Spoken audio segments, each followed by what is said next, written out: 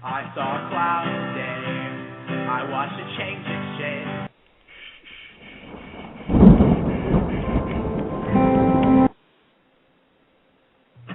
I saw a cloud today. I watched it change its shape. Into a dinosaur, a whale, a mermaid, and a plane. The mermaid was pregnant, and then it turned into a Doberman. And the Doberman just turned back into the sky. Then I saw a real plane flying awfully low, man. Dropping toxic chemicals all over my town. It says to help us, but then it's trying to hold us down and try and take away our clouds. And thank you everyone for tuning in once again to my show, Who's Lucid What Now, on the Universal Truth Evolution Blog Talk Radio channel. Today, our guest scheduled is Agape Insatori. He is founder and executive director of .org. He may or may not be joining us at some point today. Apparently, he has some handle in his daily life that have come up and might detract him a little bit from today. But if he ends up calling, we'll go ahead and have a little chat with Agape, another mover and shaker in this day and age of light workers, shall we call us, those who attempt to bring information and awareness to subjects the major media doesn't want us to know or doesn't know themselves. So until then, I figured we would touch upon that subject in general of some of the stuff in the media and some of the stuff that's going on. And if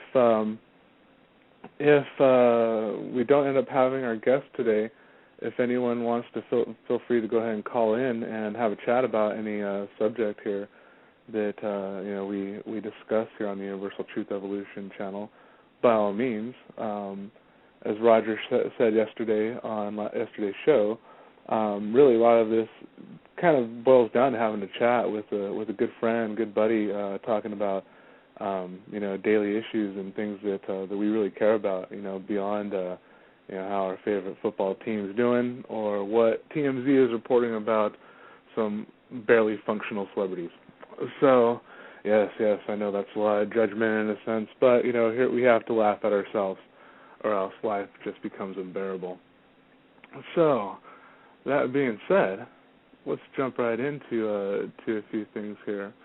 One of the things that I had mentioned before yesterday as well, about some of the things that are going through the Senate and the House concerning the tax cuts for the wealthy. I don't know how you all feel about this, but me personally, I kind of think that the country could use with a little bit more chipping in from people who make over $300,000 a year, especially considering all the cuts that are being made all over the country. And so it's good to see that there's a lot of opposition to it. However, the Senate recently seems to be liking this deal. I wonder why. Wink, wink, nudge, nudge. Could it be that these are the professional politicians who have their hand in the till a little bit more than, say, some of the more local representatives, like the House of Representatives? Who knows? Possibly. Just putting it out there. But we should watch this one because it's definitely a big step for everyone, really. As Americans, we need to make a message to the powers that be, saying, hey, you guys can't keep getting away with this stuff. And just because it's a lot of money in taxes, it's like you have no idea what that does relative to those who make significantly less, and what $10,000 means to someone who might make that or even less in a year, and what that means in terms of supplies for health care and such. Because despite the rhetoric from people like Alex Jones and excuse me if my phone kind of cuts in and out. There's another call on the line, and that call is absolutely going to have to wait. So, but anyways, like I was saying, they'll say they'll call us socialists, but really there's no recollection of a socialist system going on in America at this time. To be socialist, we have to have, I believe it's 51% or 50-something% of the like our resources paid by the government, meaning our utilities or health care, something like that, housing. At this time, there's none of that. There's aid in America, but we really don't get any handouts here, really. And that's why I think it's funny about even some libertarians, honestly, is they don't realize that they're just playing another version of the same red versus blue game when they talk about the government handouts, because unfortunately, we're not getting crap. That's why one of the tax bill right now is such a pertinent issue, because a lot of people are on unemployment, and those people are on unemployment now. I mean, they're not like, oh, I don't want to work. No, all those people wanted to work, and as we found at one point, companies had to let go people they didn't want to let go, and so that's a lot of what we're seeing right now. And so what do these elites say when they say, no, we can't help you? Well, they're just kind of pissing on everyone, really. Using their own judgment, worrying only about themselves. So yeah, we really have to speak up about this. Those of us in America, write our senators, write our representatives, tell them, hey, this isn't cool. I mean, it doesn't have to be a long, profound email or letter. Just state your thoughts on the matter, and let it be known. And the more we get informed about these things that they're dealing with directly, the more we really can make a difference. They make it boring on purpose, everyone. It's like, yeah, politics, all the bureaucracy. Yeah, they do that on purpose so they can hide. It's part of the misdirection. So we gotta be able to see right through that and ask when you see these bills, well, it's like, what does it do? Who's the one going to be implemented? And how is it going to be enforced? And it's like, and that's usually going to tell you, the intention of what that bill really is.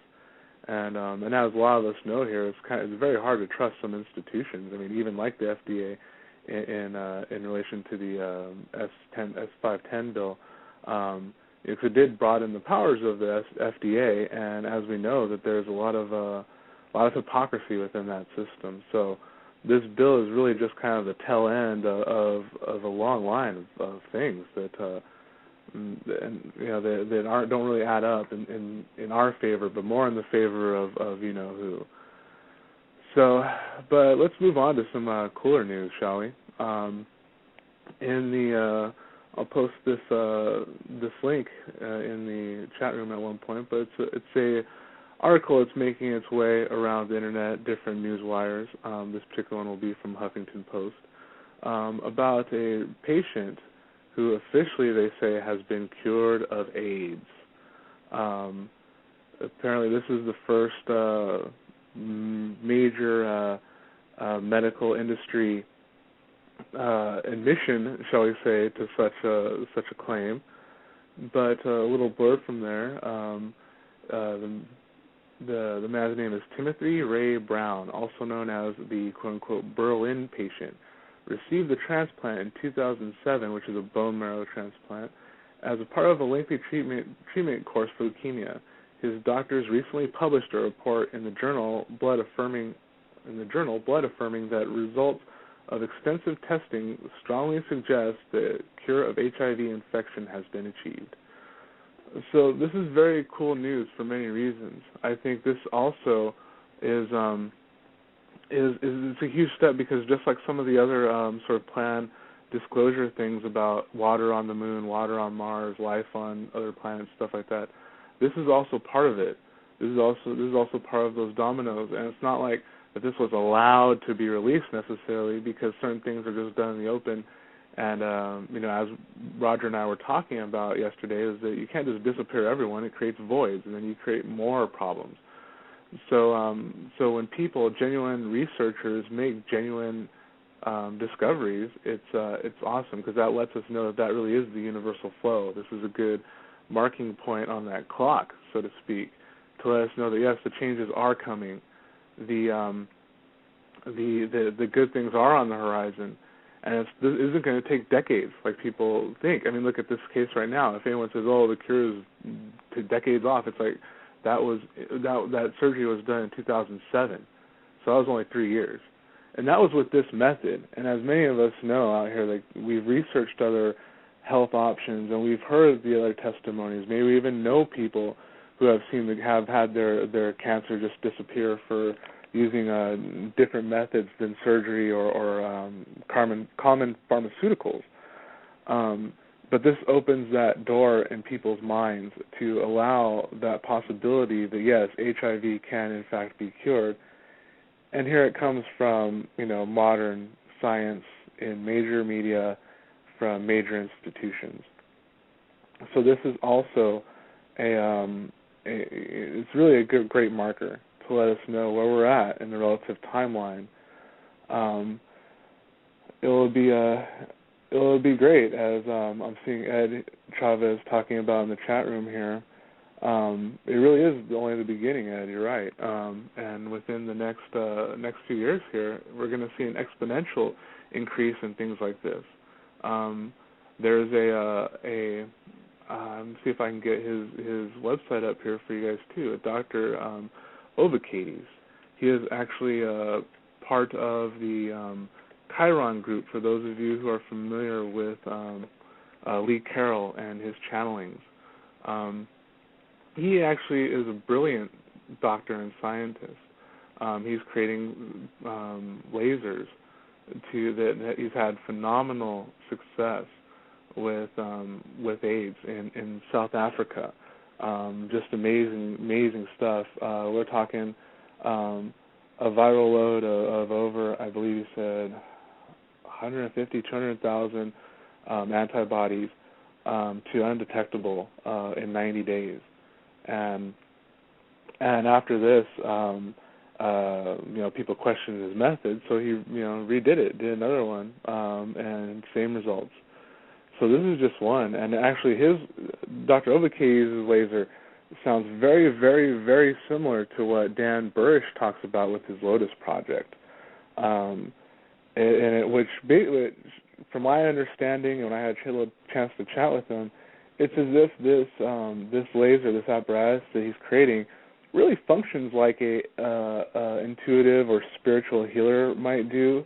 When they really kind of create an opening, a channel, a portal, gateway, whatever you want to call it, to that information layer that now science has also confirmed the existence of, and really allows you to see. I guess one can kind of maybe say your spiritual genetic code, where everything really is in congruency, and opens that kind of hyperdimensional doorway, so you can literally vibrate at the the proper wavelength, shall we say, that cancer or the AIDS just doesn't exist. So very, very exciting stuff.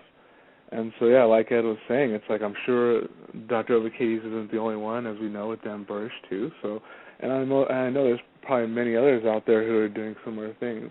And like a lot of us here know and are aware of, being fans of the Universal Truth Evolution and all his endeavors, Jeff Harvey, we know he's had phenomenal success with all kinds of different ailments that people generally think that are incurable, or they are just going to have to suffer, and things like that. So this is all happening, and as we're seeing, it's becoming more aware of ourselves and who we are in different ways on a emotional level, mental level, but then also on that molecular energetic level. As some of you may or may not be familiar with the work of Dr. Bruce Lipton, and his claim to fame, in a sense, he's also a stem cell researcher. And he's a pioneering stem cell researcher, technically, because he was doing it in the 70s when this is all pretty fresh in the mainstream, shall we say. And he did an experiment of denucleotizing the cell in order a living cell, in order to prove that our genetics are not the nucleus isn't the brain, ergo our DNA is not the brain either. It's not, we're not locked into our genetic structure as we're given it. And in his experiment, yes, he proved that the cell will function and do everything it normally does. It'll live as long as it can, until the parts break down, because that's what the nucleus and the DNA is there for, to create. It's a blueprint. It'll create whatever the instruction set is there. But now what dictates that is whatever the environment of the cell is, whatever information it's getting, either from the environment or from the body itself, which is the relative environment of the cell. So proving that, we're not bound to our genetic structure. We're not bound to the genetics we're handed. And likewise, like things like cancer genes, quote unquote, aren't self-actuating, means they have to be turned on by something.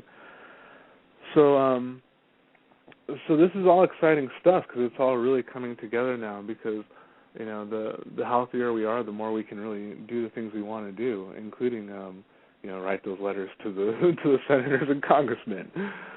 But this is very exciting stuff. This is very cool. We're seeing so much that people thought would take decades, or I don't know how. I'm sure many of us out here have heard, oh, these things won't happen in my lifetime. It's like, well, I beg to differ. And soon we'll have to understand how to really integrate these into all of our lives. And so this is going to be great. And this is why people like us, the ones who are tuning in, listening in, either live or in the archives, are on the forefront of that. I think everyone needs to realize that we're taking in this information while many others, either they can't because they're too busy just playing the survival game, because that's how it is, man. People have to hustle to live right now. Or maybe their minds are closed right now. Either way, when things become apparent and when they get that 30-second blurb on the news that they're expecting is going to enlighten them, they're going to have more questions, and they're going to be looking to people in their lives to talk to, and that's us. And here we are. So the more we can be informed and discern the information that comes into us to be able to present things from a grounded, neutral point of view, the more we really can manifest great stuff in a pure sense. And when I say pure sense, I don't necessarily mean good. I think there's too much of that confusion going on too. I just mean that we're clearly focused on what the world is that we're trying to create, instead of kind of letting it create itself around us, by the design of people we really don't agree with. So, but speaking of people that we do agree with, actually, for the most part, I know a lot of us are interested in Julian Assange and the WikiLeaks situation that's going on right now. And as some of you may or may not know, Julian Assange was arrested not long ago, and on charges of, I believe it was rape. The case, from the little bit I read, is seems pretty thin. We know how these things kind of go. Excuse me one second. And but now currently they're fighting over bail. So they're going to see if they're going to bail this guy out. The judge is going to allow bail or not. Which is interesting because technically, obviously this is a political move to arrest this man, because in terms of what WikiLeaks does and did, and technically Julian Assange really didn't do anything. He's reporting. The people who broke the law are the ones who kind of fed the information to him or his contacts. So I think it's it's a pretty blatant display of misuse of power in this case. They're just totally holding a grudge, and they want to take it out on this guy. From what I understand, Julian isn't necessarily the most pleasant of fellow, but you know what? We all kind of need this information that's coming out one way or another, because it lets us know a lot of things that honestly a lot of us already knew, and so it's not really like a big shocker. And if they quote unquote have to realize that if those of us here already know this, and none of us have gone jihadist on them, well, I don't think anyone else really is either. And the ones who do, it's going to be pretty obvious. It's like, they made their choice. The rest of us are going to just be informed, and we're going to make informed choices. That maneuver ourselves to really kind of manifest what we want, be who we want, and see what we want in this world. So, and while so people in all the governments might be looking at Julian as a terrorist or spy or this and that. Well, then who's he a spy for? You know what I mean? I know there's ties with him. There's ties with him in the Rothschild interests. Well, yeah, these guys work against each other too, and it's and because we all know that it's just like a race kind of going on for, as I heard, Ben Murphy and Aaron McCollum talk about when I asked them before. It's like we have these guys fighting over the scraps that the extraterrestrials leave behind, So yeah, and all of this is coming out, and how Julian said there's going to be UFO mentions in these things. He might have said there already is in some of these. I've been going over some of these leaks myself, or these cables myself, but there's so many of them. So all of you out there, I highly, highly recommend you browse the WikiLeaks cables and see if anything grabs you on any subject. There's a lot of subjects going on, and a lot of different subjects in those cables from all over the world: Asia, Middle East, United States, everything, Mexico, all these different things. And a lot of them honestly corroborate all the stuff that a lot of us have been expecting or suspecting, or have been hearing from our sources or other sources entirely. So it's interesting because it's leading to that transparency that all of us were screaming for these past 8 years, while we've had, or actually even more now, but the past 10 years that we all really, really have been wanting, and it's coming out. It kind of goes to show everyone that how we really do get what we want when we focus our intention. It might not come in the sense of like, okay, now all the senates and parliaments in the world have passed transparency laws and all this stuff. Yeah, it might not come that way, but as we see, the universe manifests itself in its will in weird ways, and sometimes very entertaining, because I'm sure as all of you see this as entertaining as hell what's going on in the media with Julian. So, yeah, poor Julian, I guess we could have a little sympathy for all these people worried about their face and their illusion they're creating, but to the rest of us, we kind of all, like I said, we all kind of knew this anyway, so in a lot of ways, the powers that be should look at all of us here, all as their best friends, really. I mean, because I don't think a lot of these people who have the wool pulled over their eyes are going to be immediately sympathetic to any plight. So once again, it's just very important that we stay informed and keep a level head about things and know what we want. We don't most of us don't want violence. Most of us don't want kind of unrest in a lot of ways. We all want the same thing. We want to be able to live our lives, not be messed with, have someone else not try to kill us or take our crap. I think if we can all agree to that, for the most part, I think we'll all get along. And the interesting thing about it is it is the secrecy. Obviously the secrecy is a big problem, just like President Kennedy talked about and pretty much was killed for. And it's a fallacy, honestly, secrecy, on so many levels. As many of the various whistleblowers, including Aaron, have talked about, the different surveillance apparatuses that are in place to watch us, and those help implemented by the Patriot Act here in America. I don't know exactly what it's like for other countries. I'm sure in the UK, from what I hear in the UK, you guys have it worse in a lot of ways.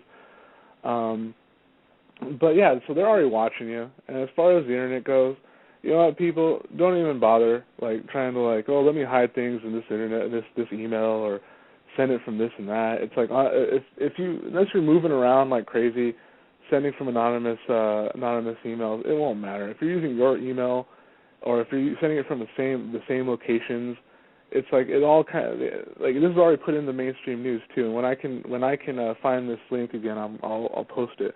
But essentially, it had to do with some of the people at the larger switches, the hubs for the internet, have the biggest pipelines of fiber optics that go into servers and such. When the implementation of the Patriot Act came, they put interceptors there. So at that point, it doesn't really matter what people do at their individual boxes. They don't have to watch that. And so in a lot of ways, all this, they're inundated with data. because all these keywords that used to be some of the things that set off flags, it's like, well, now those flags are being set off everywhere, especially with the help of shows like Jesse Ventura's Conspiracy Theory. So for those of you who, I'm sure a lot of you in the chat room have seen his show, but those of you who haven't, in the archives or whatever, check it out. Jesse does an outstanding job of really compiling data of unanswered questions that are very legitimate in a very short time. I think, minus the commercials, I mean, it's anywhere from 20 to 25 minutes long. You get jam-packed full of concrete sources that prove these things, that there is something else going on that they're not telling us, that if it was as they say it is, they would say, there would be no reason to hide it.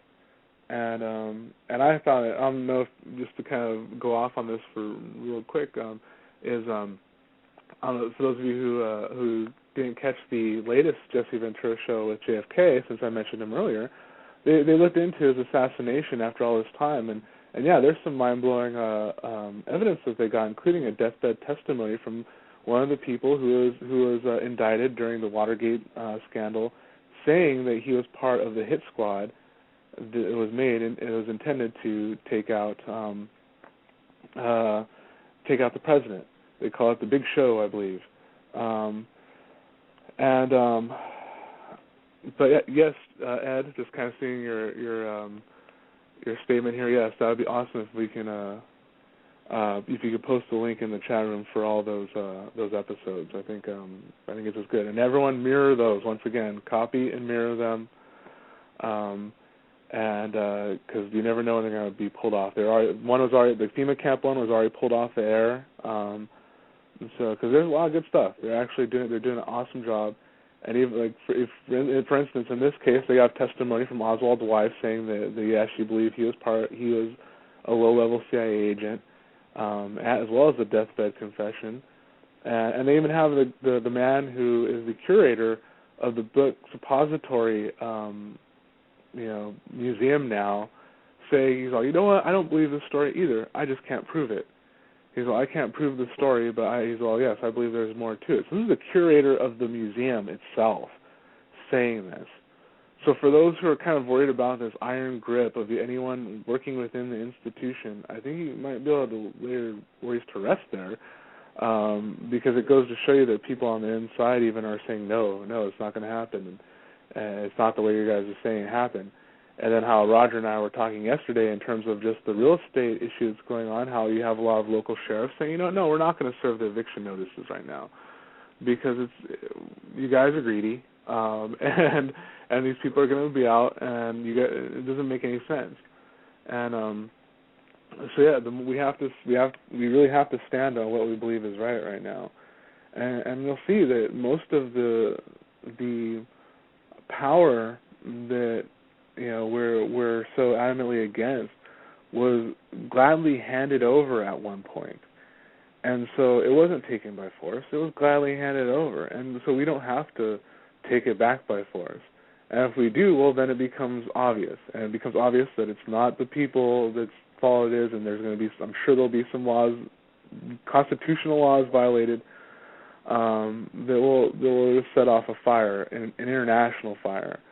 Because I think even though the United States, it pains me to say it, but honestly, we are structured as a national socialist structure. It's like, it really is, under an oligarchy of the world, with the international cartels.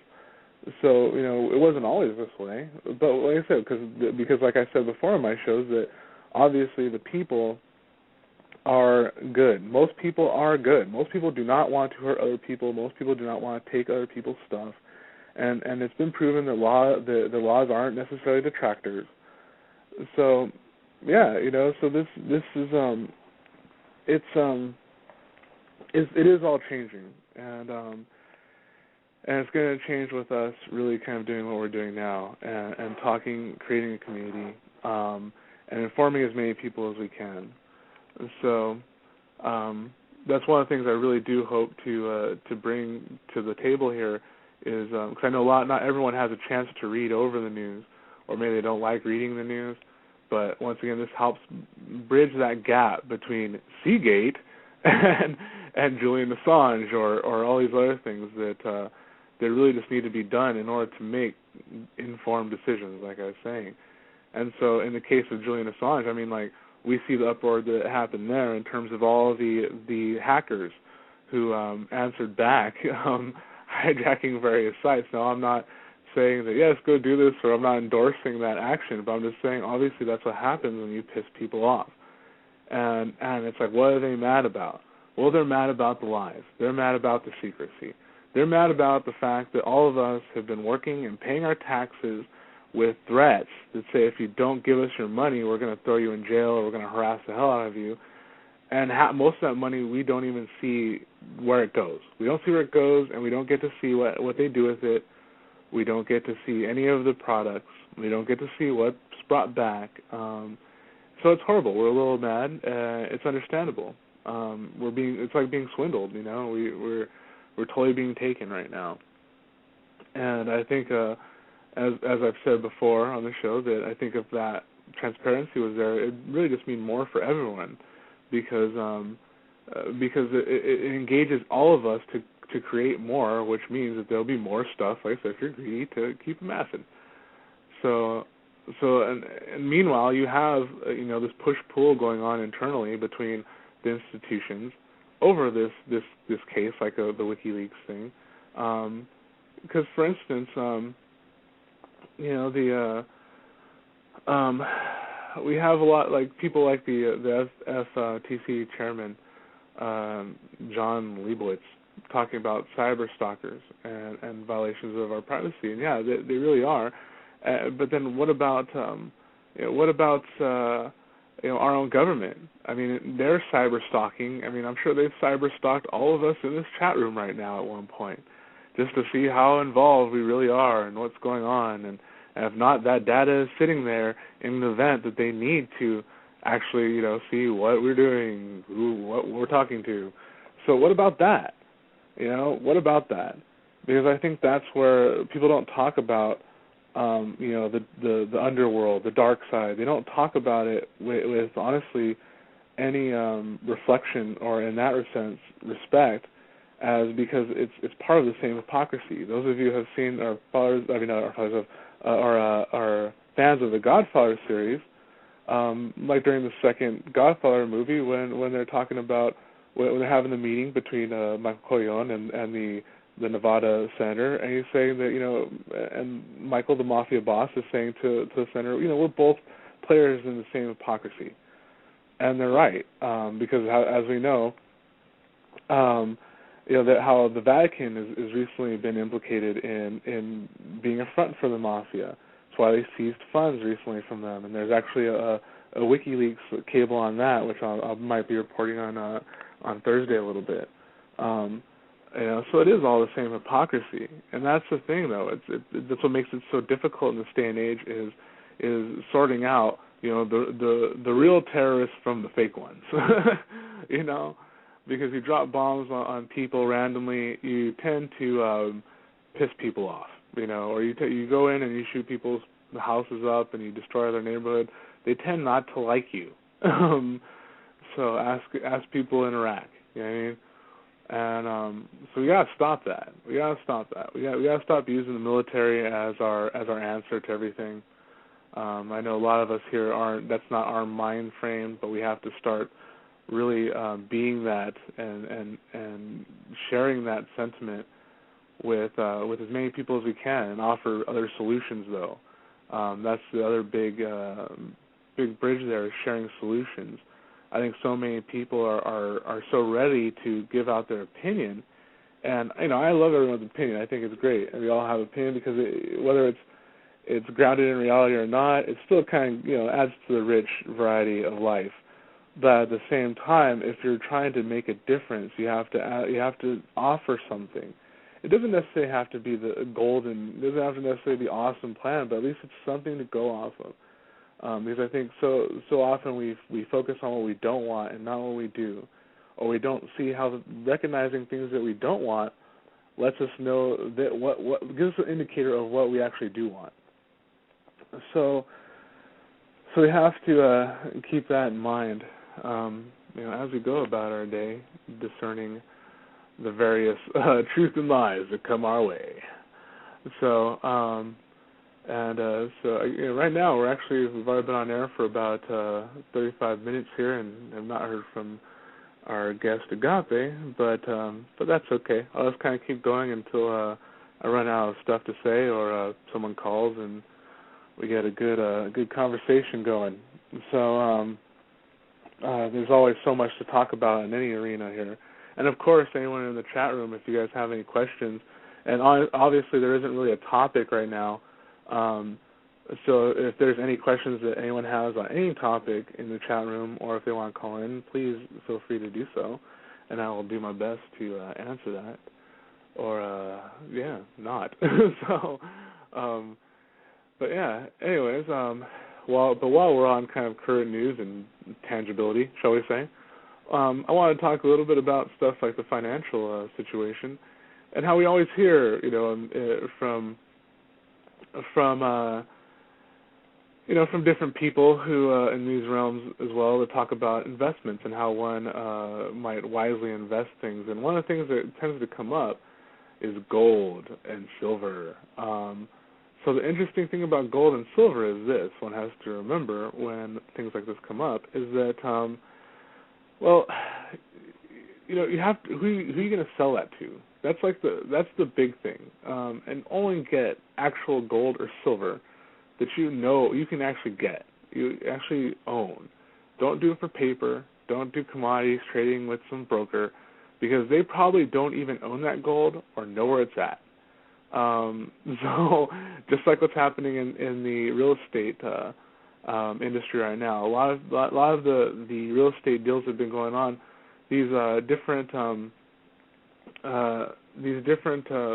banks and such don't even own the deeds. They don't even know where they are half the time, but they sold them to people. And so this is what goes on too in the commodities market, because the real estate is kind of a commodity. So it's the same thing. So if you're going to invest in gold or silver, get actual gold and silver. And that's the other thing too, is because that there's a reason too that those prices tend to stay fairly stable, unless there's a move going on, which actually there is right now. And J.P. Morgan actually admits this, and this is actually being reported in Blacklisted News, and they list their source too there. But they have statements from J.P. Morgan's people saying that they actually are trying to influence the silver market to deflect what they call public criticism of how they do their commodities trading, because there is people who are buying gold and silver. So excuse me, it is making a difference. It actually is, and actually here, I'll post the link in the chat room here for those who want to read the full thing, and I'll read an excerpt here from it about this. So and actually just a quick interjection. As some of you know, I am an artist. I make all kinds of different art, both 2D and 3D. And so I do work with a lot of gemstones, and I actually was at a gemstone fair this weekend, and it was interesting seeing how the price of commodities like gold and silver affects merchants directly in some of these places like this, because it does go by weight, obviously, and how you can see how someone who has stock in silver, and I mean stock as in you actually have silver, and you actually sell silver, well then, that your money, you just made a little bit more money per product when things like this happen, and that actually is a win for all of us in a sense, for those of us in the lower end here, so to speak. But then once again, you kind of have to know where to move that. So it's like, if you are investing in silver, you are investing in gold, you would go to someone who deals in these metals, like someone who creates jewelry. Or for electronics. That's the other thing that silver and gold are used for quite a bit. someone who moves mass quantities of gold for industry, for circuit board creators and all these other things. But yeah, so but this whole thing though about J.P. Morgan admitting their position on silver really is another one of those tangible examples of how things that people call conspiracy theory or maybe unwise investment in some ways, that this shows that it actually does make a difference when enough people, actually get informed, make good decisions and good investments. They have us sold on the idea that Wall Street is the only real investment to make, and that's not true, because and what does that mean? What does Wall Street mean? Well, for the most part, most of these people are trading. They're trading perceptions in businesses. It's not like they're even trading like actual anything. Like how I said, these commodities sometimes aren't even really commodities they're trading. They're just trading the paper and saying, well, these oranges are actually sitting in this warehouse in Florida right now, and I own them because I have this piece of paper, but they're actually sitting in Florida. And who's to say really does own them? And that's what they do sometimes with some of these things. And then let alone kind of like, well, I'm going to speculate on how well, how good the dividends are going to be for Walmart this coming season based on their last season. So it's just a perception. They're all selling perception because, well, what generates those sales? What generates those numbers? It's us. It's you and me. So it's like if we don't, like how people do boycott places, McDonald's, Walmart, they don't drink Coke, things like this. If enough people do it, yes, it does make an effect. But what I suggest isn't to make it some kind of like, grand gesture or movement. It's just integrate it into your life. Integrate, responsible eating and stuff like that into your life. And if you don't agree with Walmart's practices, then don't go to them. But don't necessarily get all overzealous and expect everyone to do it on one day, because that doesn't do anything. To me, when I hear stuff like that, all that is kind of like the same thing as someone has to prove something to themselves over and over again because they're still doubting themselves. It's almost like we have to say, oh, everyone do this in this one day so that we can all maybe see, we can all demonstrate to ourselves how powerful we are. Well, we don't really have to. We already are. We already are that powerful. All we have to do is be what we want to be, and it'll work. Same thing with this body scanner situation. Honestly, like this is where Aaron and I actually disagreed a little bit, was because I really don't blame anyone who went through some of those body scanners on that day, in November, or kind of put up with their crap, because other people have said this too, is that it's a bad day. It's like, I know everyone's kind of thinking, oh, it's the most business, it's the most other stuff, but you know what? Everyone wants to get home. They're tired of the survival game. They're tired of the rat race. They actually do want to unplug from the matrix, and for most people, the holidays are the only way they get to do that. So they want to go home. So let them go home. It's best to do it on slow days, because honestly, they're already hurting on slow days. So it's like, if you're already hurting, you already know they're taking a hit, well, then do it more then. And make it more regular or something. I mean, if you really want to make a movement like that, you can't be too idealistic, because you have to be realistic. Because realistically, like I said, people wanted to go home. They wanted to be home on Thanksgiving. So, for those of you out there who are getting inspired to organize people to do more activist kind of activities, think about that. Don't use holidays. It's a bad idea. It just really is. Make your own. Because that's really what we're here to do, anyways, right? It's to make to make the reality that we want. And so how are we going to do that? By playing the same game on the same timing. It's just not going to work. Or getting too confrontational when we don't have to. We don't have to. This right now, in a sense, we are fighting back, quote unquote, but we're not violent. It's not through violence. Fighting doesn't necessarily have to be through violence, and fighting doesn't necessarily have to be negative. It is a media war of sorts. It is a war for the mind. So we have to use our minds. We have to use our discernment. Just because we hear something, we can't take it as truth. You know, we have to check it. We have, you know, it's good. It really is good to have a healthy sense of skepticism. You should kind of look at things from this is true and this is fake, this is false at the same time, until you have good reason for you within yourself to believe otherwise. You know, and verify it. Verify everything you can, as much as you can. And then when you have the questions, you know, ask them. Ask the questions. And, you know, and you'll find that in a lot of instances, a lot of those questions are the same ones that other people have too. You know, good example in these circles would be the subject of 9/11. You know, most of us, I think a lot of us here, don't buy into the whole Taliban hijacking 3 planes with box cutters and instantly downloading uber pilot skills as well as bending laws of physics in order to destroy 3 buildings. Actually, technically, it was 4, wasn't it? For some reason. Can't forget, why does Building 7 fall down? See, there is a question right there that we all share. Why did Building 7 fall down? Riddle us that one. You know, how does a building fall down from a fire? A still building fall down from a fire when it's never happened before? And now there's still buildings, still high rises that have burned longer than the towers did. We really need to ask these questions. We need to ask these questions and keep asking them. And this doesn't even, you don't have to assume anything. Don't even assume the CIA did. Don't assume Mossad did. Don't assume it was all of them put together with the Russians and all these other people. Don't even assume that.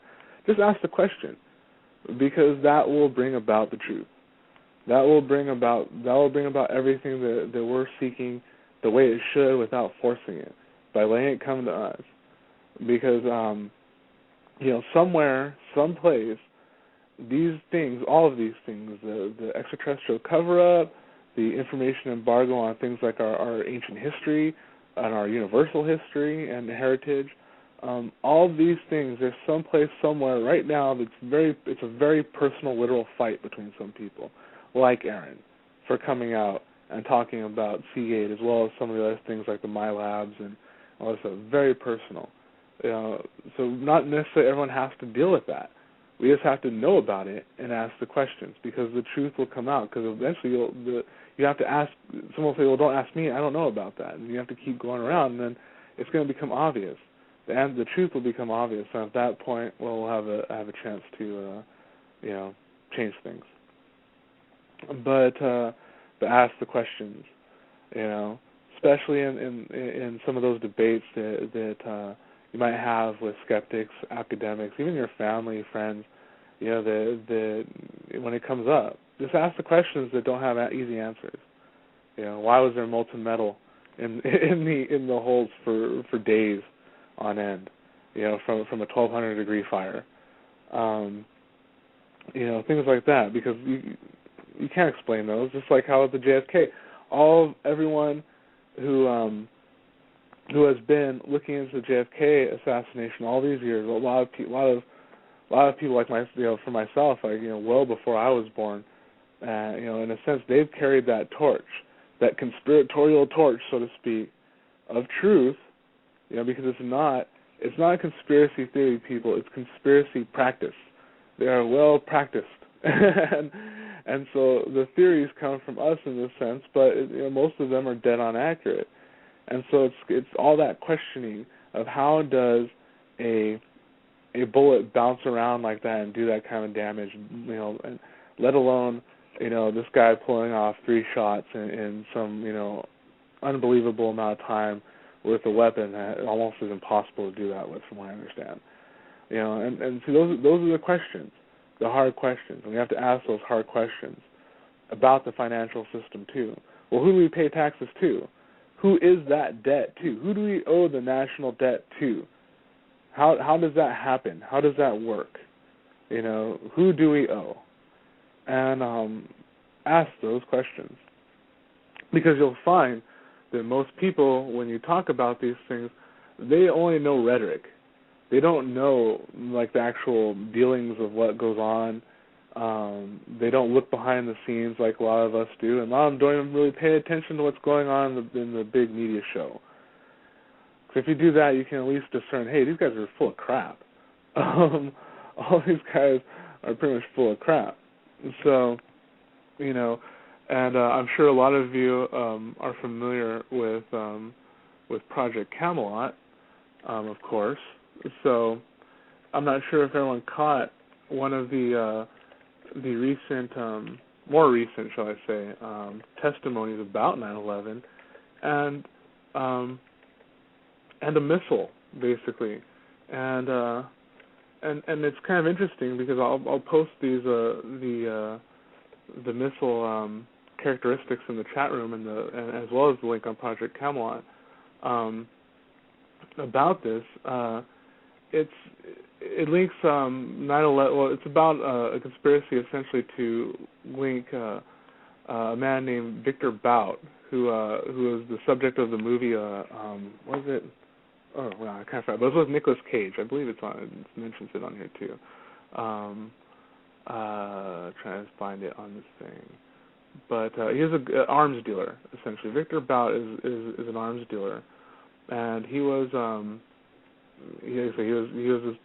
This movie with Nicolas Cage was based off of him, and essentially they quote unquote are trying to frame him for selling a Russian missile called a P-700 Granite missile, and I'm gonna post the link of this missile too, the Wikipedia of it, so everyone can see it, because if you correlate this missile and what it looks like, and I highly recommend that you check out the Google Images too for this, you'll see that missile looks eerily like those 1 and 2 frames that they did show us of the Pentagon. So it's a very large missile. See, but it's things like this though, these small little questions of like, well, the Pentagon, it's not really a small question, it's actually a big question, kind of understated that one, but why is there no wing marks on the Pentagon? Why if it was a plane that came in, from the east, doing some kind of radical maneuver, slamming into the side of the building, why then was there no wing marks or wreckage? It's interesting to think about that. Well, it's like, just like Building 7. It's like how at a building, X amount of feet away, that really was undamaged from the debris, just fall down. And then why does the pictures in the Pentagon, photos, why do they look like this missile? Why does it look remarkably like this missile that wouldn't have those big wing marks of a jetliner? So we have to ask these questions, but we have to also know this information. So it's good we share this and we get a chance to all look at it and examine it and make our own decisions. But once again, it's kind of like this with help of Project Camelot as well as their source for this. This interview, which is actually a man named Dmitry Kelvov, who I believe he is a 9/11 researcher, and actually I can post his link as well in the chat room. But actually, the interview is with Dmitry Kelvov, who is close to Victor Bout, this arms dealer, who I think they call him like the Lord of Death or Merchant of Death, or I don't know, something like that. He had a great cozy name like that for slanging guns all over the world to whoever the hell paid him enough. But it was with this 9/11 researcher,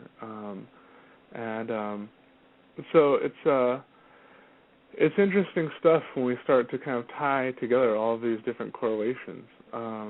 And they talk about in this article about when Victor was arrested in Thailand and how it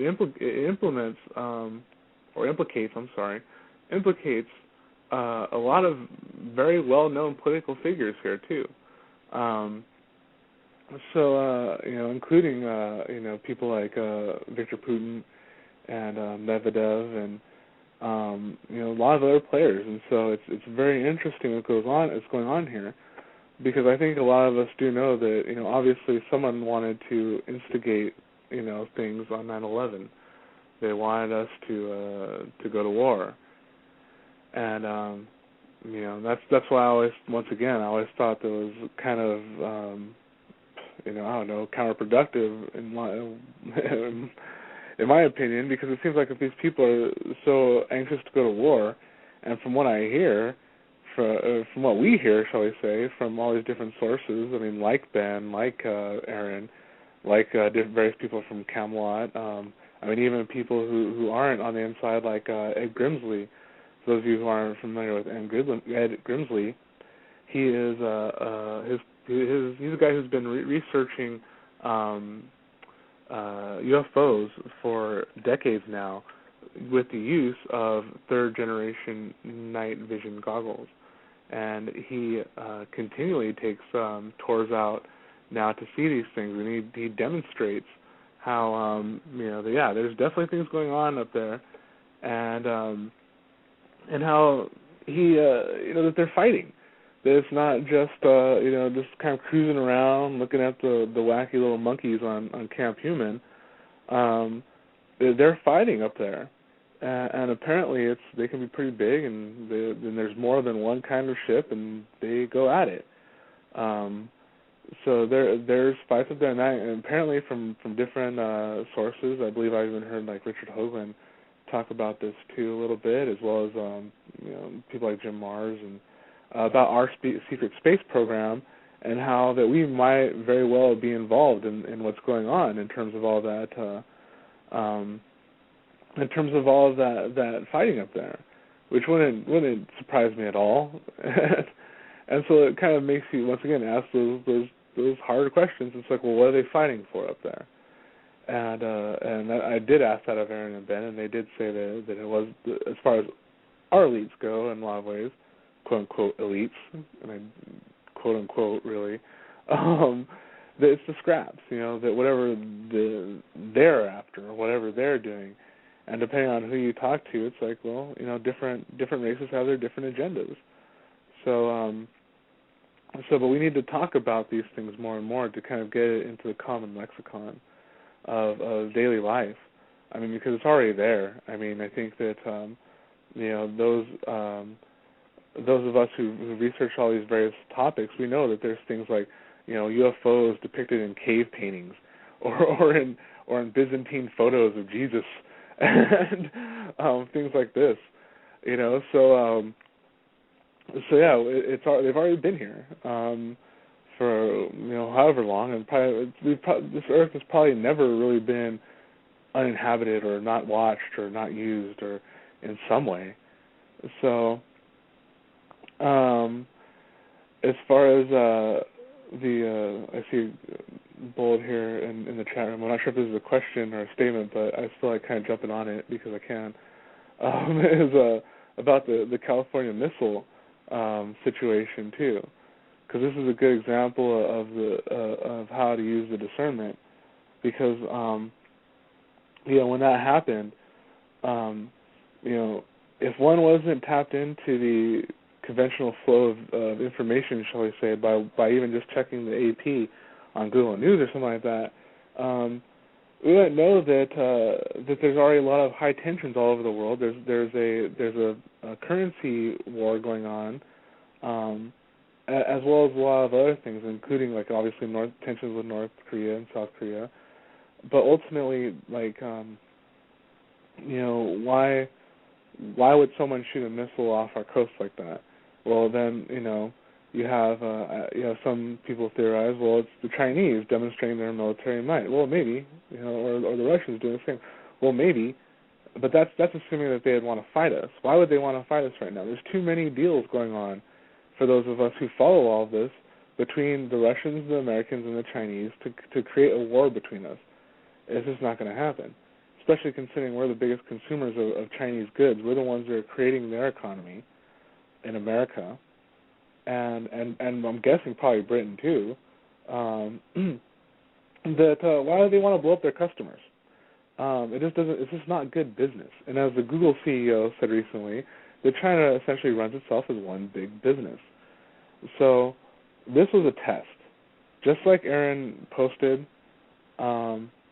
It was a test. It was a missile test, and then it was also a psyop in a sense. It was also a psychological test because they wanted to see how people were going to react.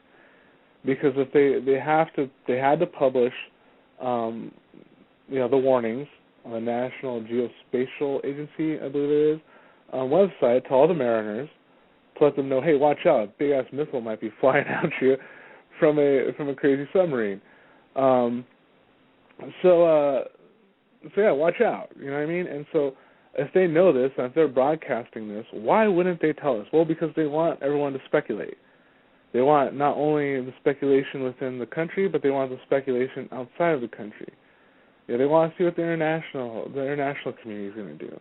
Because, or if that wasn't the case, they would have said, "Oh, go check out our National Geospatial Agency website at nga.mil, and you can see during the bulletin that here it is." And it's like, and Aaron is thorough when he does his research, and I practice like I preach it. Even though I trust Aaron, I went and checked and I verified those coordinates. They're on that and the time and all stuff. And yeah, sure enough, it's all plotted. Right around off the Southern California coast, right about where that video is said to be launched or said to be recorded and everything.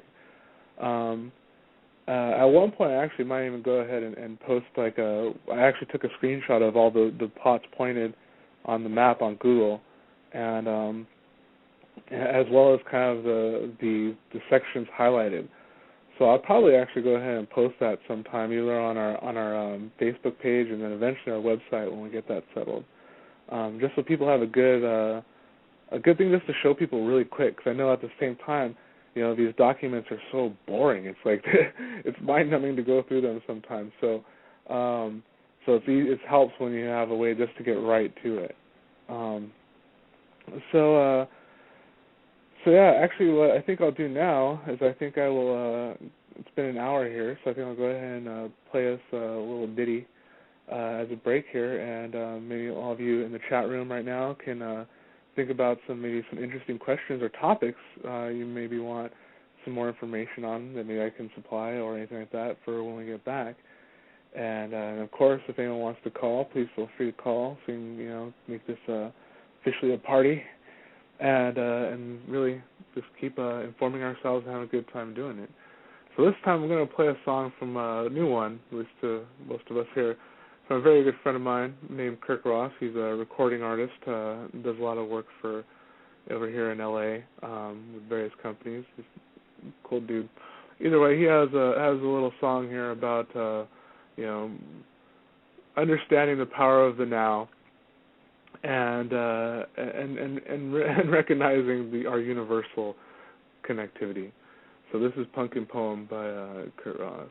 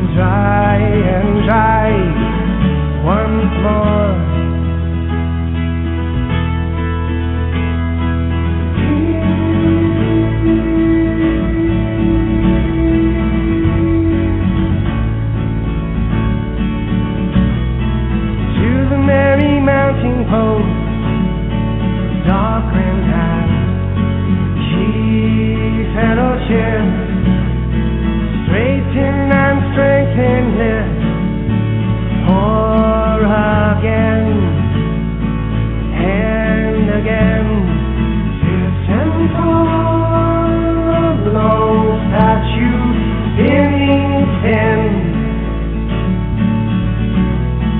accurately from two composed nexus. Imagine levers from intermittent light, creeping shadows unfold.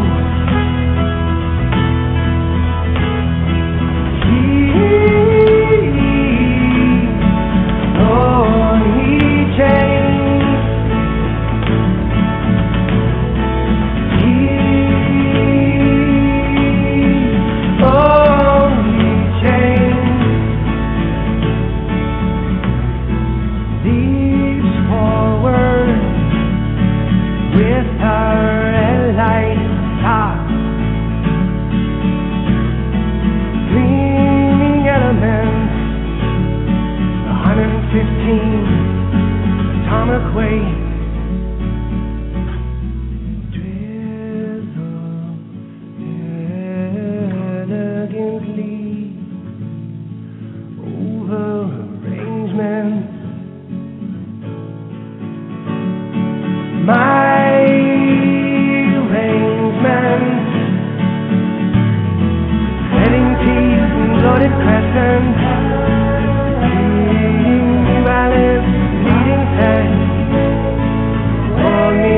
Spicy jet, connecting love,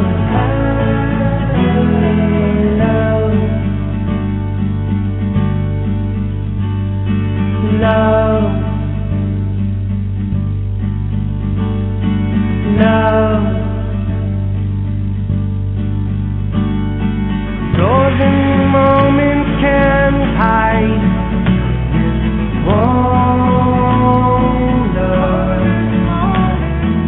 something secret, new and red and mashed.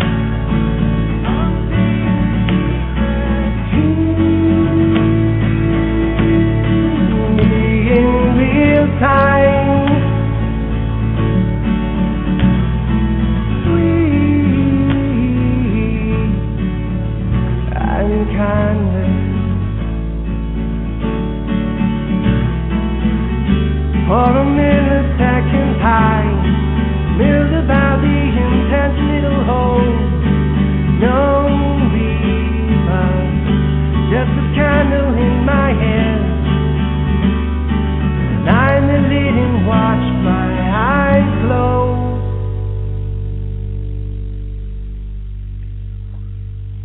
And thank you there, Kirk, and thank you all for listening and being here with all of us today. So, we are still waiting, I guess, in a sense, for our guest, but either way, we'll keep it going for a while here. So, those of you in the chat room, hope everyone had a chance to grab a snack, take a bathroom break, and get comfy and cozy. It made me think of anything you might want to chat about here. Always good times talking about subjects of awareness, shall we say. And that is, after all, what brings us here. Is that we're more aware in a lot of ways of things beyond what major media tells us. And even what modern day society tells us is true sometimes. We hear so much stuff about what we are supposed to and what we're not supposed to believe, especially in relation to things like how I was reporting earlier about, things being cured, like AIDS. No cure for AIDS, and just like you'll say, there's no cure for diabetes. There's no cure for cancer. Well, you know what? There's been too many cases that prove that wrong. So, So yeah, that we know this, we have to just believe in ourselves and believe that we're part of the reality where things like that happen, and because it does happen. There's a lot of things that happen in this world that most people just don't want to admit or don't think that is real, including things like like UFOs, like psychic function, all these things. And I think that just as our good friend Ed suggested here, everyone does love UFOs, man. I mean, I think even those who don't want to even to admit it, that that they're intrigued by the concept. Even those who don't want to let into their psyche, I think a lot of them like the idea that there's something a little more advanced than us. Something that that there's more than just the human understanding of the world and the universe, and that there's more to find out. Because I think I forgot which physics expo it was, but it was a long time. I'm talking like 1920 something, close to 1930. The Physics Society made this announcement that there is now officially nothing more to learn. There is nothing more to learn about the universe. They figured out physics and they had it on lock, and so now it's just going to be a matter of deeper understanding and application of these physics concepts that they had conquered, and but we know that's a bunch of crap. So, but the bad thing about it is that a lot of modern academia still goes on that notion. They still go on that notion. They still go on that notion of Newtonian physics coupled with Einstein's relativity with the string theory that they can kind of push off the quote-unquote anomaly into. As well as this, and the medical industry does the same thing. They kind of like, it's the anomaly. It's the I forgot the other term for it in statistics, where you're on the high or low end of the bell curve. It's an extreme case, so they throw it out. It's like, how can you throw that out? Just like how, in terms of UFOs, like how the common moniker, especially in the MUFON circles, is that even if one of them proves to be real, that's all it takes. And that's true for everything, especially things like UFOs and stuff like psychic function and some of these ancient civilizations, the people thought were only legend, like Atlantis. Well, what is Atlantis? So, and then also, just kind of getting back to UFOs, how, once again, most people like to believe, but they don't think that there's any tangible evidence. Well, I would present them stuff from everyone's favorite, the Forbidden Vault. You can go into the Forbidden Vault and find all kinds of fun stuff there that would apply in the evidentiary category as much as it can. Which, for instance, they'll have things like the Majestic 12 files, along with some other select documents from the Black Vault, which is run by another hard-working truth activist, and all of these things make mentions of it. They make mentions of it, of different experiences. In the case of the Majestic Files, that's pretty much what they're about. And just for the archives, and maybe someone who's listening later, and maybe anyone in the chat room who isn't familiar with the term Majestic 12. Majestic 12, this was the name of the original sort of group that got together to make decisions on humanity's role in relation to extraterrestrials in both the political or exopolitical realm, as well as the, shall we say, recovered technology information, as well as reversed technology. These are kind of like the that group that everyone kind of theorizes, sits around in the chair and the tables, and talks about what's good for the rest of us. And that's pretty much them, with the help of a group was it the Brookings Institute, which issued the Brookings Report, which said that people like you and I, they theorize, just didn't have this cool and keen intellects as they do, and so therefore we would absolutely just ape out on everyone and start rioting, or our heads will explode, or something like that. And honestly, it's been a while since my head exploded, and it's fine now. So a little messy at first, but it cleans right up with a little bit of 409. Either way, we know this doesn't happen, or else none of us would be here, and none of us would be paying attention, and there wouldn't be more of us, listening every day. It just wouldn't happen like this. And once again, it's one of those, secrets, that they think that they're keeping secret. It's like, how can you keep that secret? There's just too many people, out here who've had experiences now. And then you deal with the skeptics who say, oh, it's just a bunch of crap. It's all in people's minds, so on and so forth. Well, this is where I tend to counter those who tend to come from a very psychoanalytical standpoint on this subject. I tend to tell them this. Well, if you're telling me that there has been a multi-generational psychological phenomenon that's been perpetuated in an unconscious way, for the most part, all over the world, contemporaneously, and everyone's talking about the same thing, well, to me, that's even more intriguing than extraterrestrials, because you're essentially what that theory would entail. Basically, it's even more fantastic in a sense. But in a sense, what they're kind of almost saying is that they're saying that in a roundabout way, they're calling extraterrestrials demons, because they're saying it's a thought form that's created by this collective conscious and unconscious to manifest this phenomenon, which in a sense is how one creates, how quote unquote demons are created.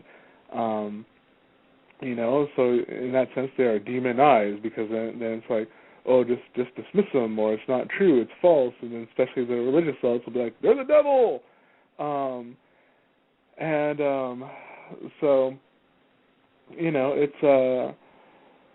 it's interesting what happens there. Just so we're in the chat room know, I have no idea what happened there. So that wasn't me. But yeah, so it's important that people like us get together and talk about these things in like we would talk about anything else, like how the way people talk about who traded who in this football team and whatever. We need to start being able to talk about these things, because they really matter. They matter more than sports, honestly. I love sports. I think competition done correctly is one of the best ways to excel at any skill. When it's done in good spirits, with the intentions of really just expansion and getting better, then it's awesome. It's great. It's a very cool it's a cool thing. But when it gets into that's all life is about, then no, that's just not right. So just sorry there, I'm kind of trying to work the chat room here too, because there's some little snafu there. But the sports aspects, it also does give us a good forum to express a lot of physical frustration or tension, and do a lot of that in a safe, constructive way. It's better that we settle physical disputes on a game field rather than a battlefield, and that, in a sense, is what things like the Olympics and stuff like that and World Cup, give us that outlet. And I think that we do need to honor that, but at the same time, we need to recognize that there's more to life than that. Obviously, we all have our hobbies, of course, and then, I think that it's cool if someone really has their team, and I follow sports to a degree too, and I think it's cool. But honestly, Yeah, I'm sorry, but extraterrestrials and actually identified flying objects, for that matter, are more important. And it's like how it's supposed to say, oh, how is that important? Some little green guy floating around in space. How is that more important than who the Falcons are playing this weekend? It's like, well, because let me tell you, that breaks the current or the modern sociological adherence of understanding of the universe in two, and that opens up so many more avenues of possibilities for all of us to create the world we want that we thought wasn't real, but in fact is. And really, this part of this truth embargo to keep everyone from really understanding and seeing the truth is just people hoarding it to themselves. That's all it is. Someone could try to say, oh, but the people are going to get mad, some people are going to go crazy. It's like, well, yeah, but that's going to happen anyways. Get over it. And I think especially now, there's so many people now that are aware of it, that are. During Project Camelot's exopolitical conference with, I remember when Bob Dean was stating his opinion on this matter, people won't be able to handle it. And I forgot his name now, but I believe he was an editor for UFO magazine in Germany, who was about, and I think he was in his mid-30s, who spoke up and said, I have to disagree, sir, with all due respect, because maybe his generation, all those who are like 60 and above probably, a lot of them who haven't woke up by now, will be very, very deeply hurt and offended because of what they've been brought up to believe about the government. But the rest of us, who are younger than that, I grew up, elementary school, junior high, high school, knowing that the government lies. And that's what they do. They say one thing and they do another. So to me, it's like, even when I didn't go through the effort myself to kind of find what I would consider evidence enough for me, like I didn't necessarily rule out the possibility because I know the government lies. So for all rights and purposes, it's kind of like, okay, it's not going to break my heart, more than it already is, in the sense that it's kind of like I know that there's more for us, but they're not letting us. Like I know a lot of us out there have a broken heart in the sense that, we want to know about like our ancient history, about what was Atlantis, or even what was on these other planets, because it sounds like that we very well have heritage on stuff within this solar system, and there's enough evidence that would that warrants a genuine scientific evaluation of these concepts.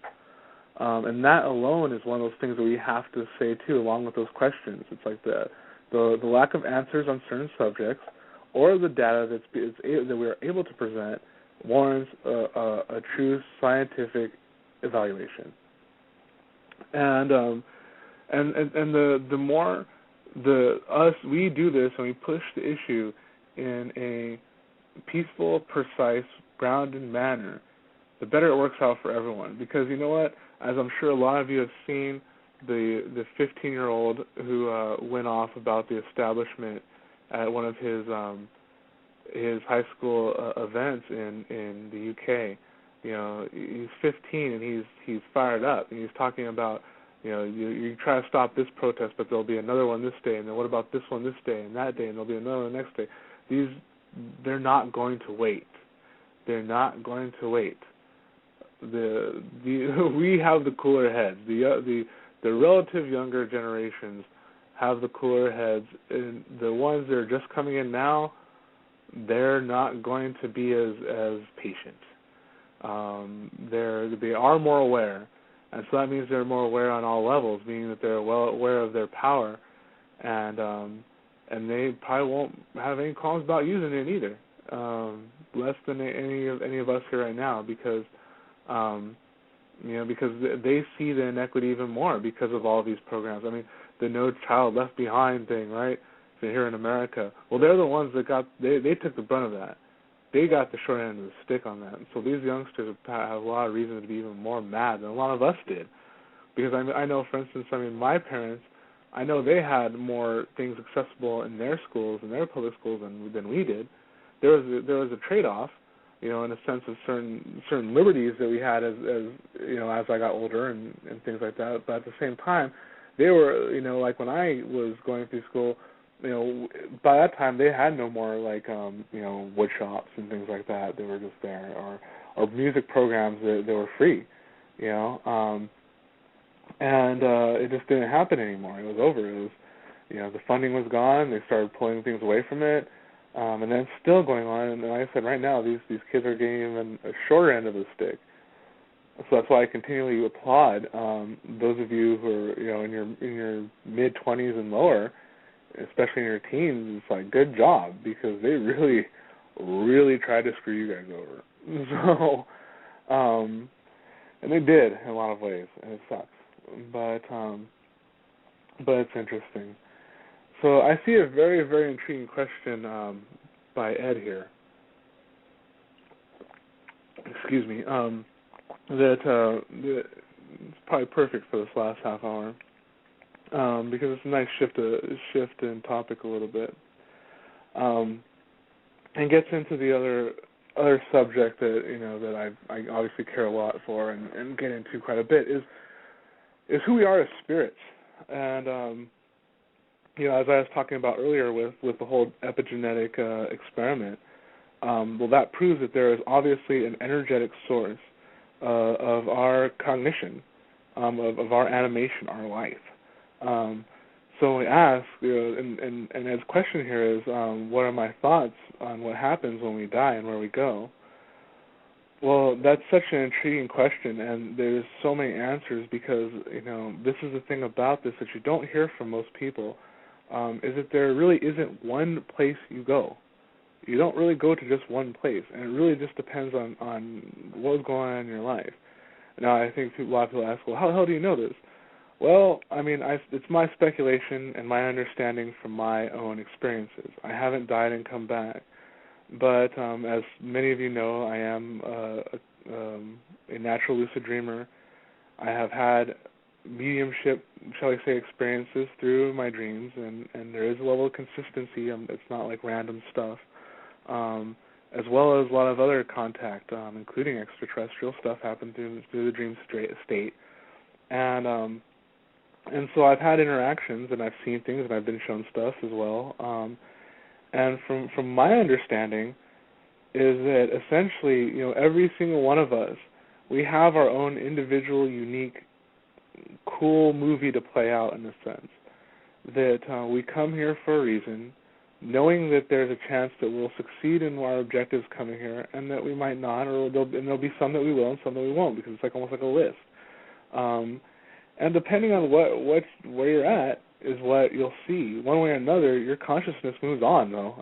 From what I understand, absolutely. I haven't heard or seen anything in this life or on the other side that lead me to believe that we just blink out.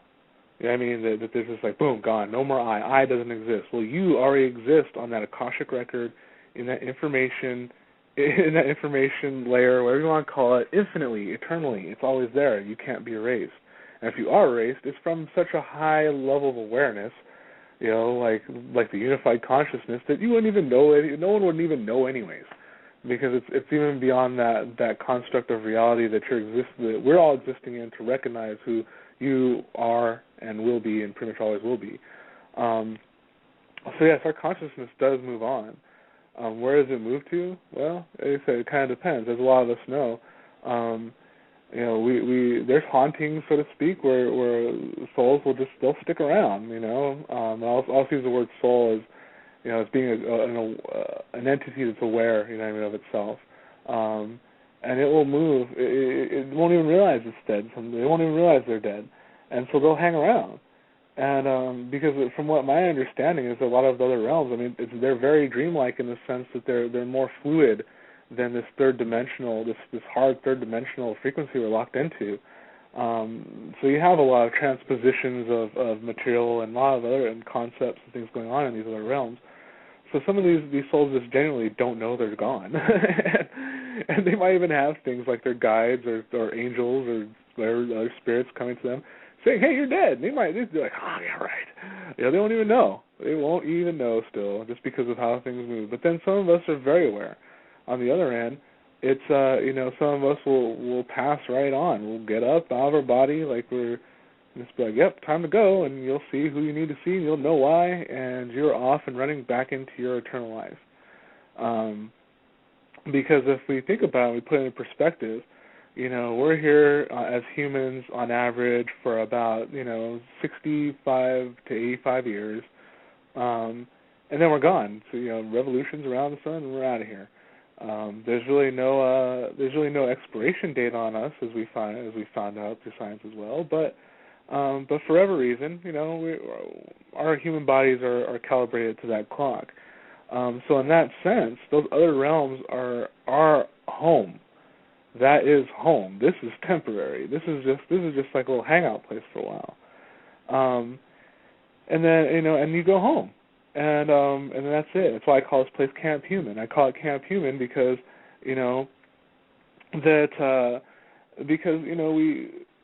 we choose to come down here to incarnate here, and some of us don't want to come here. We're absolutely like, no, don't send me down, or please send a friend with me. Please come with me, friend. And then we get here and we go through all kinds of challenges, have a lot of fun too at the same time, and experience pain and joy, everything in between. And then we leave, and then we're like, oh, I want to go back. It was so much fun hanging out with all my friends in camp. So that's kind of that's kind of why I call it Camp Human, because in a lot of ways that's really what it's here for. We come here, we create more karma. We meet new people, we have experiences, and we expand our individual unique awareness of that unified conscious. And that's really what the purpose is. And so that's why it's good to be in balance. Have a good balance in life, man. Have fun with things, and make sure you're focused on what you have to, but have everything in your life, because it's kind of like there's really trying to be good all the time and striving for perfection, quote unquote. It's a fallacy, because ultimately you're already infinitely expanded into the unified consciousness anyways. At one point, all of us have we have the connection to that 10th dimensional consciousness, which is aware of all things, all dimensions, and all possibility within creation, right there next to the unified consciousness or God. So we're all infinitely strong beings like that, but it's how much we really choose to be aware of that at any given time that we're incarnated at any place in this universe or any other for that matter, because there is those parallel dimensions and universes. So that could be another, in a sense, that's where we go when we die, because life itself is everywhere. So is the concept of now. Now is eternal. Now is always now. Whether it was now in the future, now in the past, it's still now. And so that's why you'll hear people like Eckhart Tolle talk about the power of the now, as well as a lot of other people who train in metaphysical or spiritual realms, because that really is as the analogy a colleague and I came up with before, that the now is really kind of like the jukebox, which plays all the different tunes of everyone's different lives within the universe.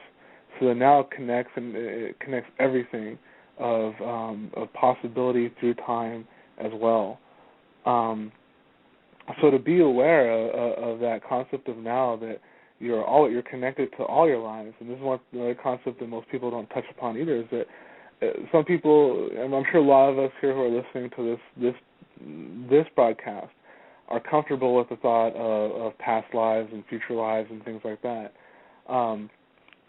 But one thing that's not touched upon very often is that what's to say all your lives are on Earth? Who's to say you've only had lives on Earth? And I think that's one thing that hasn't come up that much yet in these circles, but needs to, because that's part of us connecting to that universal consciousness and taking our place with the universe. That we have to realize that there's a reason why we have reptilians visiting us. There's a reason why the Octarians come. There's a reason why the Greys are coming. It's usually because there is karma there from more than just this life. And that all factors into what happens when we die too. because ultimately we all kind of choose the vessels that we inhabit in any dimension. But at one point, there's a pure energetic form, which is formless, but all forms at the same time. And be you Arcturian, Syrian, human, whatever, we're all still part of that unified consciousness. Same thing goes for, good and evil. Good and evil are just polarities of the same unified consciousness. So that's where the whole concept of judgment, we have to watch our judgment of things like this. Yes, like for instance, in this case, we talk about a lot of things where we talk about our anger here. We talk about how we feel a little violation and we're lied to about a lot of things, but we're not being the anger. That's the difference. We're not feeling the anger. We're not getting into anger in order to motivate us. We're not getting into that in order to kind of feel what we're doing. No, we're allowing our thirst for knowledge and our thirst for change and our thirst of creativity to create the future, not the anger. And that's the difference between us and people like the Pat Riley show Bill O'Reilly show, and not the coach, and Rush Limbaugh. They just want people to they just use the anger. They use the anger to motivate. They use the anger to push their agenda. And here we use the information to push the truth and no agenda, because the truth is just the universal movement. I think that's great that we have this. That's why we have our name, the Universal Truth Evolution. Because that's really what's going on. We're evolving what our truth really is together, collectively, because that really is what shapes the reality. It's our collective perception of the truth, including things like where we go when we die, because in a lot of ways, those dimensions within our mind or our cognition is what creates those places that we go to, and there are links to where we go to, because that's why another reason why we're here. It's part of some of those, what someone might call some of the energetic DNA that really isn't, or it maybe, I don't even know, it could be visible on this third dimension, might not be. We haven't proven that one scientifically yet, but it seems pretty apparent that there's and it's theorized that there probably is more quantum components of our DNA than that we're actually perceiving right now too. So all of this just really opens the gates of what we thought we know. It's like, there's so much more. There's so much more expansion that we can do, and awareness. As well as I said, those other realms, because those other realms, even including the one, where we go when we die, quote unquote, when we leave Camp Human. Well, that one's even getting thinner. I mean, just in my personal life, I'm hearing so many more stories of visitations, through dreams and otherwise. Even in the dreams, we're not talking like, I had a dream about my daddy issues from my departed dad, who did whatever. I'm talking like straight up, visitations, and there's a difference. And when I do my show on dreams, I can touch upon that stuff too. But yeah, it's amazing, and everyone is experiencing so much. And I deal with a lot of people consulting with dreams and other metaphysical subjects, and I hear a lot of stories, and it's amazing how a lot of us, we are having all these experiences, and we actually are demonstrating our own power to ourselves, but we just dismiss it. We call it something else, or we just don't believe we can do it, because there really are no coincidences, and everything really is synchronized. It's that's where that whole term synchronicity comes from, which was coined by Carl Jung. And Carl Jung is actually, I highly suggest everyone really gets familiar with some of his work, and most of us actually do know his work because he brought us that term synchronicity, which talked about things being associated in ways that don't necessarily don't seem associated, but are once you investigate it a little bit further. And then he also brought us, concepts like the anima and the animus, which is about our male and female reflections. How like right now, we talk a lot about a lot of the matriarchal energy coming in, which really in a sense is the yin of the yin and yang, which is acceptance. But also we have to know the will, which is the yang. What do we want? And it's the balance of that is really kind of how we manifest our true desires. If we manifest either way, but if we're imbalanced, then if we're accepting too much, then we have other people's will imposing upon us, and we end up doing things that we don't want. We end up doing things to other people. And likewise, if we go the other way and we're too yang orientated, then we're too busy trying to force people to do what we want, or we're unrelenting in our own endeavors to the point where we're maybe making ourselves sick or being a detriment to ourselves in some way. Excuse me there.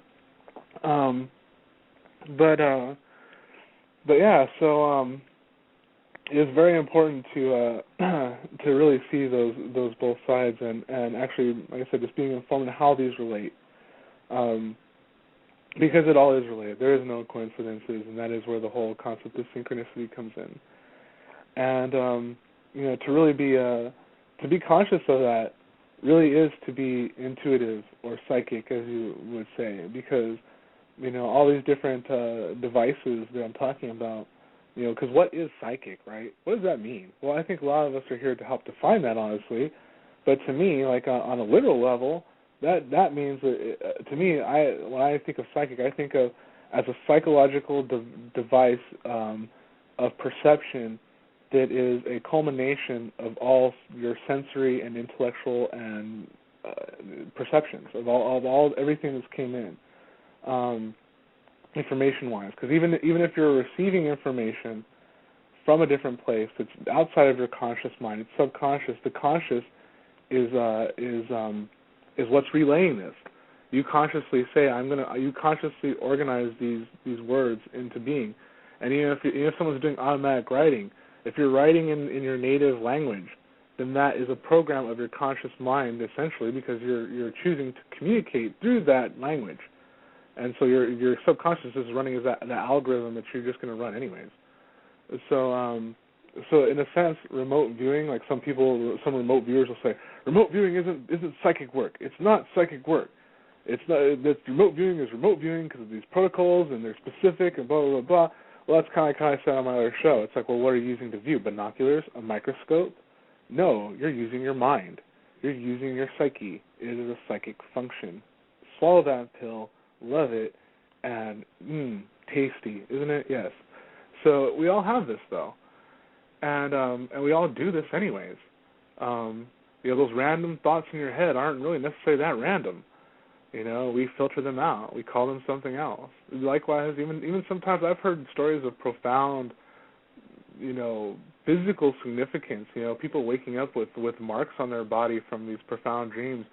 They weren't negative, but they something was left there. It's like, well, I mean, I don't know any other way that the unconscious reality that we're sharing can make something so blaringly obvious to you that it's bigger.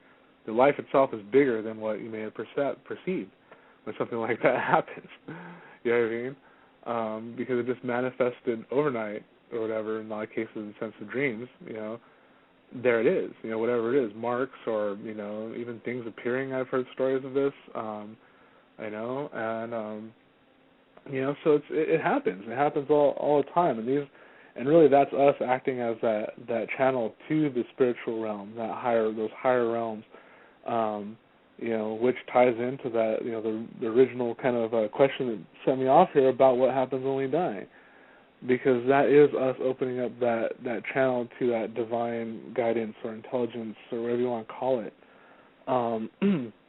that puts us in as they use the term on the movie The Men Who Stare at Goats, optimal trajectory in one's life, which is a good way to put it, because we have different, we have free will, we have our choice, we can do whatever we want, and to a degree.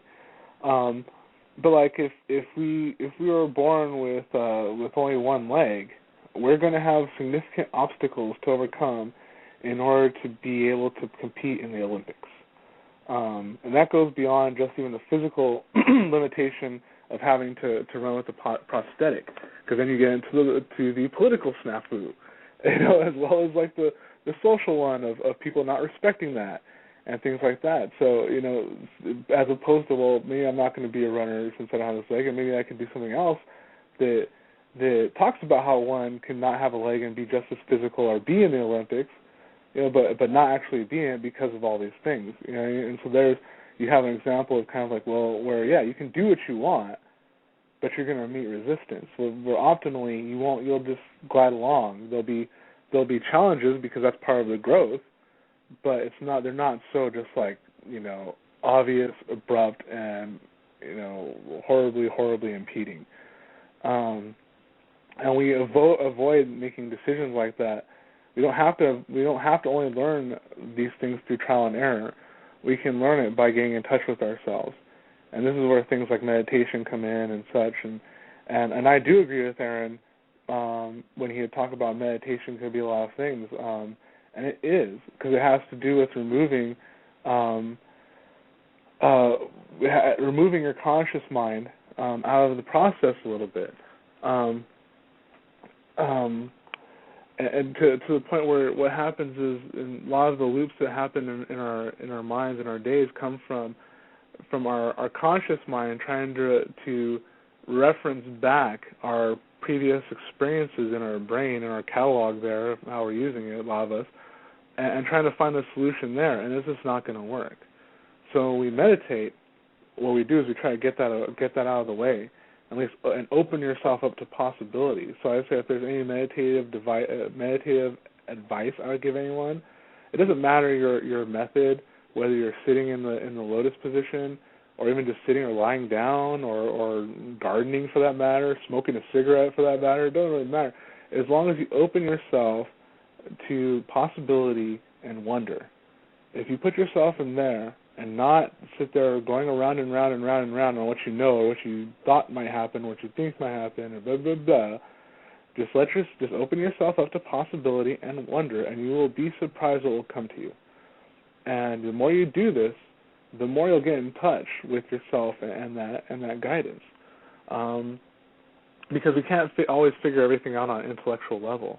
We have to we have to integrate our mind, body, and spirit.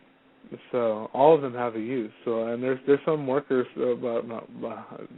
some light workers who almost frame these things in the context of like, the mind is bad, but that's not necessarily true. You have to have both.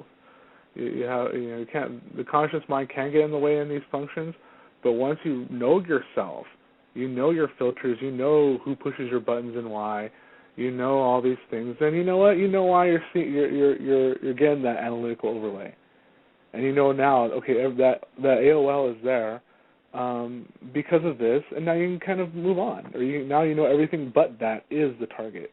So we gotta recognize those things that we know aren't the target too, because then they help us understand what we're doing. Whether that target is, like I said, a remote viewing project, or if it's like, should I buy this house? Should I buy this product? Should I eat that? All these things can be integrated into everything we do, and you'll see the difference what happens in your life. And it doesn't have to be these crash diets or these intense purging and detoxing programs, which I think are good, but you have to be in the right time. It has to be the right time for everyone as individuals. Because I'm sure many people have experienced where you've gone on a diet or you've done the detox, really only to find that it only took you a matter of time to really kind of revert, or you're like, this just really isn't me right now, which happens a lot, because it's the timing. It's not the method. It's not probably not necessarily the method. It's not necessarily the product, because most people's methods are pretty similar. Be it psychic development, health, the detoxing. Most people are talking about the exact same thing. It's just the flavor of which they're presenting it. And so that kind of gets into who's supposed to learn from what, who's supposed to go where, and all that. So it's really timing. And in that sense, if it's timing, then all of these meetings, shall we say, including this group right now who's listening to the show and hanging out in the chat room, all of this is agreed upon on that soul level to happen too. So all of this is happening with after negotiations and agreements that, yes, this is in our higher interest while we're incarnated here at Camp Human. So yeah, it's all agreed upon. Even the adversity and some of the fighting or bickering and all these other things. It's all there because what it does elevate people's consciousness in eventually one way, shape, or form, and because we become aware of what we want, where we're going, and as well as what we don't want.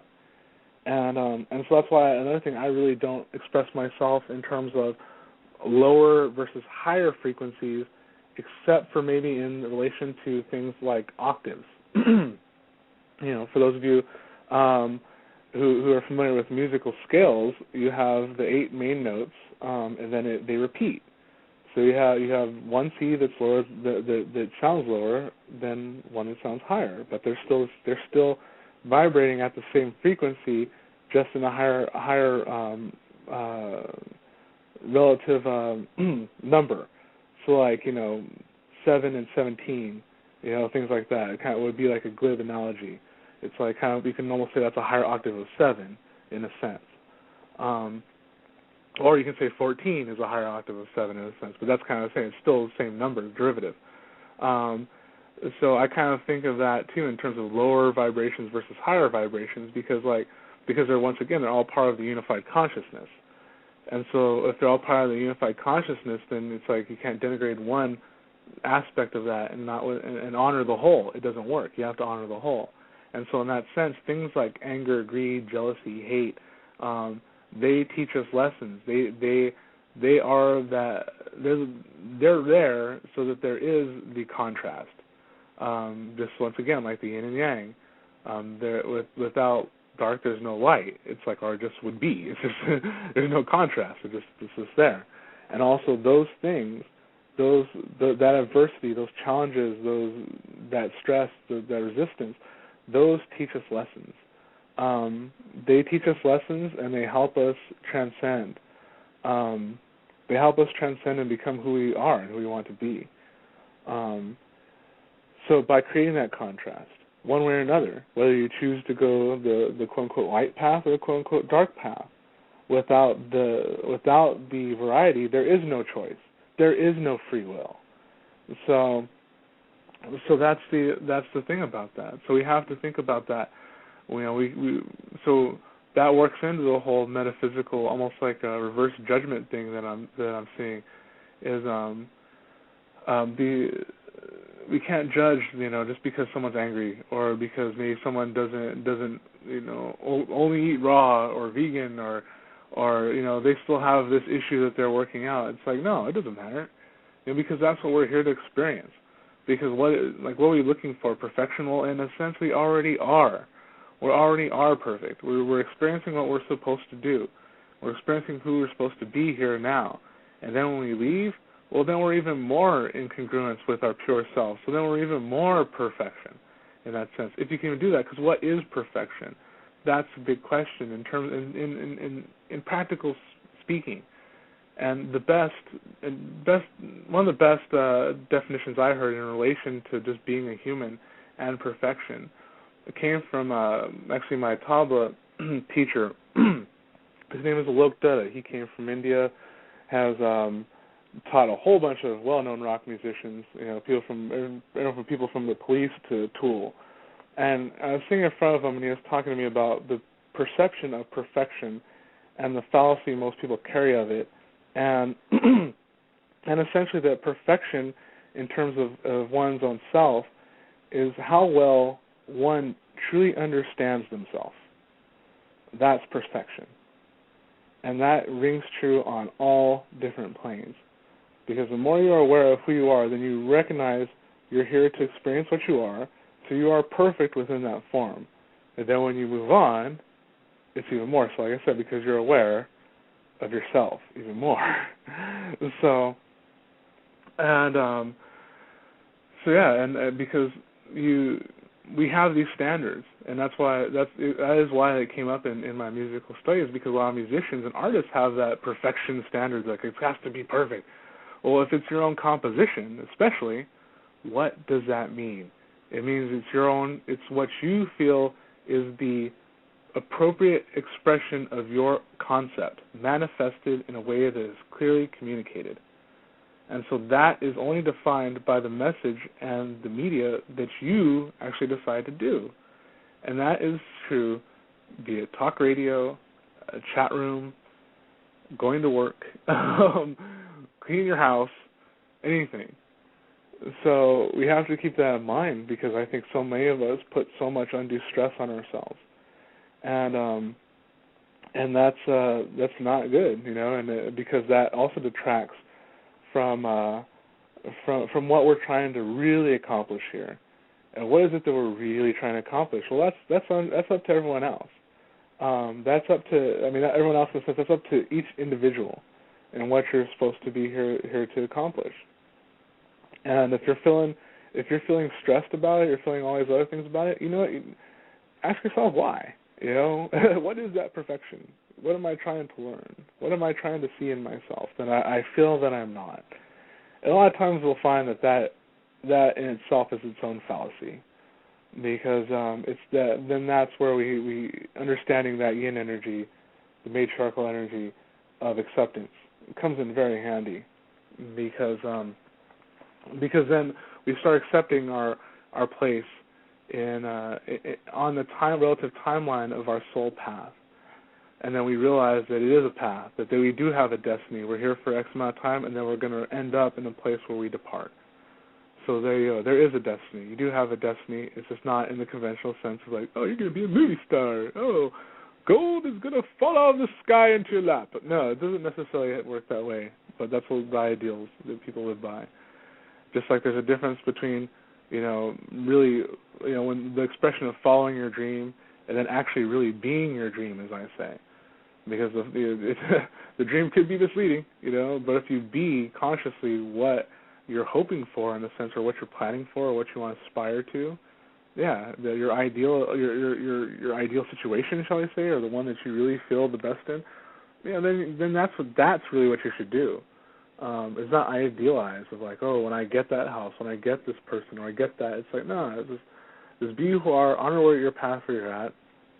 And just kind of, and honor the fact that maybe it's a little frustrating for you at the time, or you're impatient. Don't block it. Don't block yourself from being who you are. You know what I mean? You have to just be who you are. Honor yourself. Don't do anything, destructive that's not going to help you on your path. And just be you, and release yourself from that. And that whole ideal of perfection, and even right and wrong, good and bad. Because you have to just know that you're here to do what you're going to do. I mean, I think all of us, or many of us here, have probably done some stuff that we're not too proud of, but, hey, we live and learn. That was something we were here to experience. So, what can we do? Just like all of us are here to experience an impromptu news/philosophical show by me here, Jerry Aldos. So, and we're about out of time anyways, so I figured it was a good time to close it. So, So all of you, once again, thank you very, very much for hanging with me here for this couple hours. And I look forward to talking to everyone again on Thursday, and we'll have another topic on that I'm sure most of you will probably be interested in. And tune in tomorrow for Roger's show. I'm sure it's going to be awesome. We'll have the first interview here, it seems like. So until next time, everyone, have a great day, and I will see you all on Thursday. I saw a cloud today. I watched it change its shape into a dinosaur, a whale, a mermaid, and a plane. The mermaid was pregnant, and then it turned into a Doberman, and the Doberman just turned back into the sky. Then I saw a real plane flying awfully low, man, dropping toxic chemicals all over my town. It says to help us, but then it's trying to hold us down and try and take away our clouds and replace them with their own crop dust in downtown. Say to say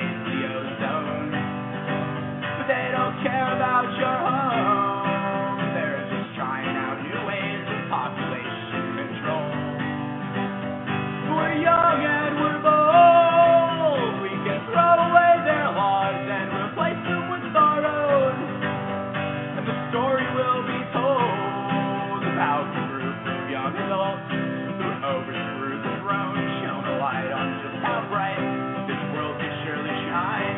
Utopia works conceptually, but even in reality, to overthrow the state, we all gotta be in the right state of mind. I saw a bird today, I watched it fly away, and in my heart I knew I had to do the same. Towns really died with me, the streets fell rotten to me, and I still can't stand those goddamn fucking flames. But they're only flying now, someday they'll be bombing town. They already started a secret chemical war. They've taken all we had and still want more. The sky is saturated with rain, I swear I'm not insane. It's going to pour, it's going to pour. So don't you use no phone, cause the government can bug anybody's home. So don't walk the streets alone, cause they might steal you in the night without your family being told. But we're young and we're bold, and we can throw away their laws and replace them with our own. And the story will be told about the group of young adults who overthrew the throne, shone a light on just how bright this world could surely shine. Utopia works conceptually, but even in reality, to overthrow the state, we all gotta be in the right state of mind. We all gotta be in the right state of mind. There's no telling just how far